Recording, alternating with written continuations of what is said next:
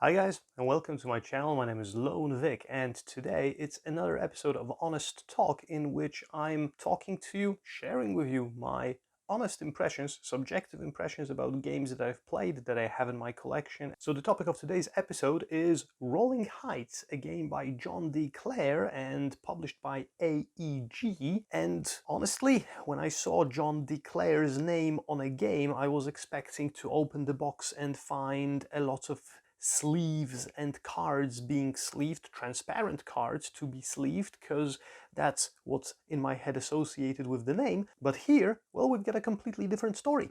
Instead of sleeving transparent cards, we'll be rolling meeples. You thought I was gonna say dice, but nope. We're gonna be rolling meeples in order to construct buildings. The story of the game is more or less that it's the 1920s and the construction business is booming in the United States and buildings are rising and skyscrapers and tall buildings at an enormous pace, and you are at the base level of this enterprise, of this movement. You are the boss of your own construction business and you want to, fill in as much space with your buildings and gain as many points thanks to that as possible in order to win the game. So it's a competitive game for 1 to 4 players, and in this video I will tell you about my impressions on the good side and the not so good side when it comes to this game, and hopefully this might help you in some way, whether you're deciding whether you want to get this game or whether you're just interested to hear somebody else's opinions. And if you like the content that I'm doing here on my channel, you can help the channel grow in a very easy way by clicking the like button under the video, hitting the subscribe and ringing the notification bell to be notified about new videos coming to my channel. And if you feel like it, there is a link in the description to the video if you want to buy me a cup of coffee. And now let's dive into the good aspects of Rolling Heights. Okay, so first things first, let's talk about the elephant in the room, rolling meeples. Now, what kind of idea is that? So basically, I was very skeptical at first when I was approaching this game. I purchased it, I backed it on Kickstarter just to see whether this concept even works. Because we're all used to rolling dice, right? And dice have flat walls and they roll, and whatever they fall on, there is some kind of a number or some kind of a symbol and you're using it. Now, meeples, on the other hand, they're not really used to being rolled, I think. If you know any other game in which meeples are being rolled, please let me know in the comments, because this is a first for me and I have no idea if there is even anything remotely similar on the market when it comes to the mechanic.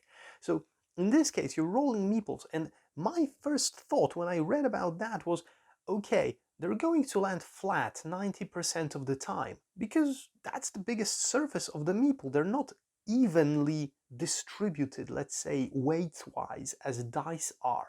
And I thought that this is going to be quite random and quite ridiculous. And then we tested the game a few times when it arrived. We played the game a few times when it arrived, and it turned out, because you get those tuck boxes, 2 tuck boxes where you can store elements when you're storing the game, but every player basically gets this tuck box in which they will, or half of a tuck box, which symbolizes a construction yard, as you can see, in which you'll be rolling your meeples. So each player gets a tray, basically. I think it's a very cool design idea.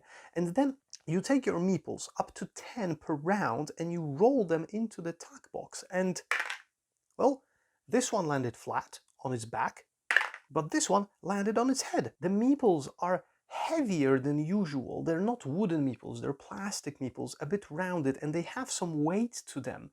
And they don't always fall flat on their back. A lot of them during the game, when you are rolling more than one, because they're bouncing off of each other and bouncing off of the walls of the box, and you can chug them in as hard as you can into the box. Some of them will land on their feet, which means that they're like, good workers who will be doing the stronger versions of actions, and some of them will land on their heads, or some of them will land on their side or flat on their back, and this means different things. The flat ones are basically lazy and they do nothing, and you can re-roll them and you can push your luck. There is a push your luck mechanic to it that's attached in this game. So it still causes you to want to try and use those lazy workers. The ones that land on their side or on their head are going to be working, but they're going to have the weaker versions of all the actions that they are performing, and so forth and so on. It really works. Those meeples are really landing in different orientations, in different, positions. So you're always rolling in, okay, I've got 2 working ones, I've got 5 lazy ones which I'll be re-rolling, I've got 2 barely working ones, that's good, okay, let's roll some more. And then you decide where you want to push your luck, because you're looking for this one particular meeple that you need to be working at least barely in order to chain a combo or perform some kind of an action. So it's pretty much okay. It's a very refreshing mechanic. We had a lot of fun chugging those meeples into those boxes and pushing our luck and pushing those workers to work harder. So this is definitely a kudos. This is a very refreshing thing when it comes to the design of board games. Now, the second thing is that the rule set, honestly, most of the rules, and I'll be talking about those exceptions in the not so good category, the rule set itself is very easy to explain and to follow, and the flow of the game is pretty dynamic. There are a lot of things that you're going to be doing simultaneously, so the downtime is not that high, so the game is pretty dynamic, to be honest. And the iconography and the design of the board doesn't leave too many doubts when it comes to what's going on and what you should do on each space and with each meeple. You've got all of the actions of the meeples right here on this rectangular main board where I have all the components. And if you forget what any meeple does, it's all there, so you don't really need any kind of player aids lying right next to you or anything like that, because there is not too much to remember there anyways.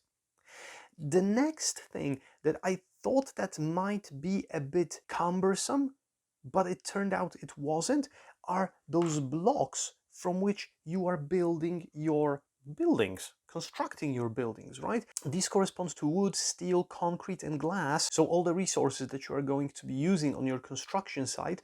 And what you do basically is you stack them like this. They look like 1x1 Legos, to be honest, like 1x1 Lego pieces. That's the closest association that I have. And sometimes you need to stack 7 or 8 of those, one on top of each other, to create a tower that you will cap with your player color. Yeah, it can be a bit crowded on the board at some times, and there is a risk of toppling them over, but they fall into place. They are stackable very easily and pretty comfortably anyways, even for those tall constructions. But the fact of how the board looks like when after a few rounds you've got a lot of things constructed, this kind of 3D feel of those buildings coming up on the board, is really, really nice. So mechanically, maybe it's not the most precise thing because it can be a bit finicky, and I will get back to it again, but visually it's really cool and it's very fitting with the theme of the game, and this is what I like. So this is something that the designers thought, okay, we're creating a game about building tall buildings, so let's allow the players to build tall buildings on the board. Like, really, not only by laying some tokens or some markers on the board, but let's elevate this, right? And it's very, very nicely thought out, in my opinion. Now, the other thing that I need to compliment or say a positive thing about, a positive comment about, is the multitude of options when we are talking about the buildings that you can build and the actions that they allow you to take. Because once you finish constructing a building, like this is a building tile, for example, right? So it requires a stack of 3 wooden blocks and a stack of 2 wooden blocks to be finished, and then you gain the reward that's on the bottom. The rewards are usually 1 additional meeple to your construction crew, so that you can chug more meeples up to the level of 10, when you have to start selecting every round which ones you want to chug, and that's a completely different tactical decision altogether. But also some other bonuses, and sometimes those bonuses can be even actions that are triggered by one of the types of your meeples that if they are working or they are working hardly, you can interact with those buildings that you've constructed in order to trigger some other actions. So there are a lot of small interactions and a lot of dependencies. There are 2 levels of buildings, and quite a few of them are uncovered every round, so are available to be purchased every round from the least to the most expensive ones. So looking at all of them before you make your decision which building to build next, it can sometimes make your brain freeze a bit because there are a lot of good options to choose from.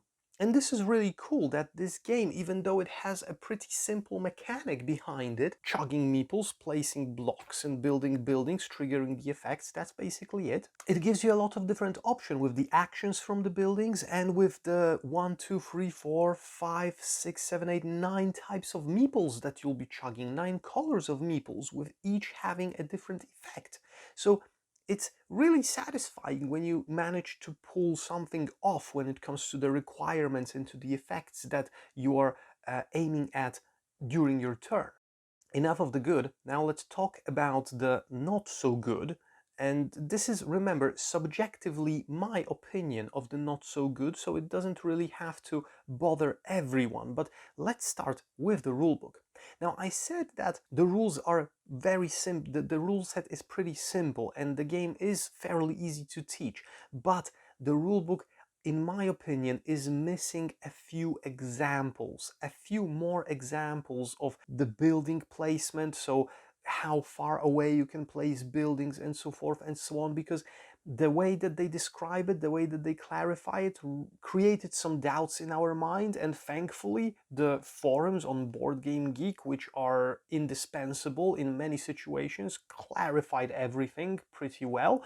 But I think that it could have been done in the rulebook anyways. This is probably my biggest problem with the rulebook, is that it's pretty short and it could have been a bit more detailed in explaining and giving examples to some of the things that you are doing during the game.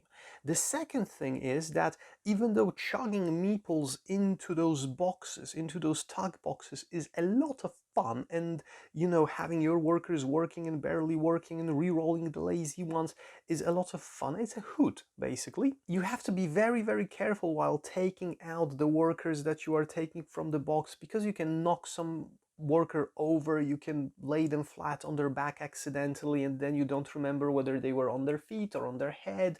And so yeah, it is a bit of a delicate process sometimes, but you have to just deal with it, right? So for people with big hands, basically, it might be a bit tricky to navigate sometimes when you have 10 meeples in there and you have to select those, but that's a very minor complaint. The bigger one that I have is that those stacks of those blocks I was talking about, albeit they look very cool when they are built, if you're building them high enough, so like 6 or 7, they are a bit prone to being toppled over. They're not the most stable construction, so adding a new element on top or adding a new block next to a very high tower feels a bit like Jenga in reverse. No, to be honest, not in reverse, because you just want the tower not to fall over, like in Jenga. Okay, so the comparison was good the first time around. So that's something that I'm kind of seeing as a bit of a problem on the table. And the third one, to be honest, that I'm complaining about, and it's, in my opinion, a pretty valid complaint, I think the most valid of them all, is the size of this game on the table, and the fact that regardless of the player count, the size of the game on the table doesn't change. The game has a big footprint. You've got 6 of those boards. So you have 1, 2, 3, 4, 5, 6 of those, plus you've got this board with the victory point track and with the meeple actions that you have to put on top, and then you have to place the tiles from the market on the sides, and you still have to have room for players to have their meeples and to have their tag boxes and everything. And regardless if you have 2 or 4 players or a solo game, you have to have all of those components on the table. I mean, all of the boards on the table. It's not like when you're playing with 2 players, you only use 2 of those boards or 3. You're using all of them. So it kind of disqualifies this game from being a two-player pocket game, let's say, so something that you can take everywhere with you to play with your significant other or with one of your friends who you are, well, I don't know, traveling with or something like that, something that you can whip up quickly on the table, and then if you have more players, then it grows and becomes a full-fledged game. It's always big, and this is a bit of an issue because, for example, for me, in my case, when I'm playing a two-player games with my girlfriend in my home, we don't have a lot of table space, and we're usually looking for games that have a smaller footprint, and I would like to play this with her because it's a very cool game, but it doesn't fit on our table for a two-player game.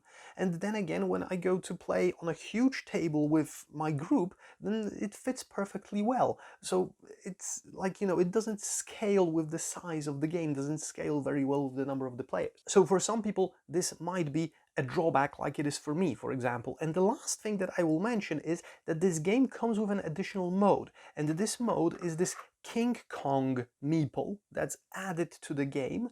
And once you finish the game and the city is all built, the rulebook says that you can play right now with the King Kong demolishing the city, and one player being the King Kong and the other players being the soldiers who are trying to, you know, kill off King Kong, basically, and prevent him from destroying the city. And this means that you take this King Kong meeple and you drop it on the board, trying to demolish as many of those stacks of blocks as you can. And now, although I'm not denying it a lot of fun in this destructive element, then after I tried it once, you have to scour the room picking those blocks from everywhere because they are flying all over the place. Now, unless you have a, you know, a board gaming table, like a real board gaming table with an indented bottom for the surface for playing board games, then it might be mitigated. But if you're playing on a flat surface on a normal table, you'll be looking for those pieces of wood, metal, glass, and concrete. You'll be finding them Christmas time when you're cleaning under your couch. Granted, that's a given. So although a fun little module, a fun little addition, I think that it's not going to be a part of our gaming nights very, very often. Okay, so I think I'm wrapping this up right now because I've been talking for more than 15 minutes, I think, in this review. So let's summarize. If you are interested in a game with a pretty easy rule set that has an original mechanic of chugging meeples, so if you have never done that and if you are eager to see how rolling meeples works, then this is definitely a very interesting and a very solid title. If you're interested in the theme of construction, of building buildings and, you know, expanding a city, this is going to be a SimCity-ish, let's say, kind of game where you are building stuff, but you're not later worried about how those buildings affect everything else. You're just building up those buildings and you're done. You're the construction company. You just build it. You don't worry how they work later on. So yeah, so definitely a pretty solid one here. If you like Legos, you might be convinced with those little Lego 1x1 pieces that you have to stack on top of each other. It's fun. And the downtime is pretty low, so it's also a positive factor in my book.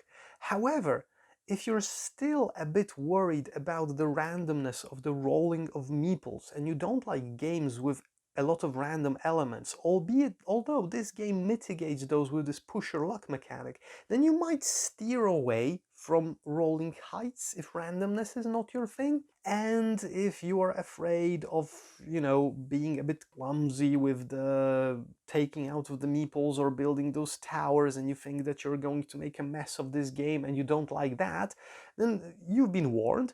And the most important thing, think of the table space, because if you are looking for example, like me, for a game that you can play with two players on a limited table space, then rolling heights ain't gonna fit. And that's probably the biggest thing, because I can forgive the rulebook and the fact that you have to go online and search one or two topics on the forums. People on the forums are very helpful and you can find information very quickly, so that's not a really big deal. But still, I like to see rulebooks that are made from the beginning to the end very well. But that's basically my opinion. So if this movie helped you in any way, deciding on rolling heights, gave you some information. I'm very happy to have helped.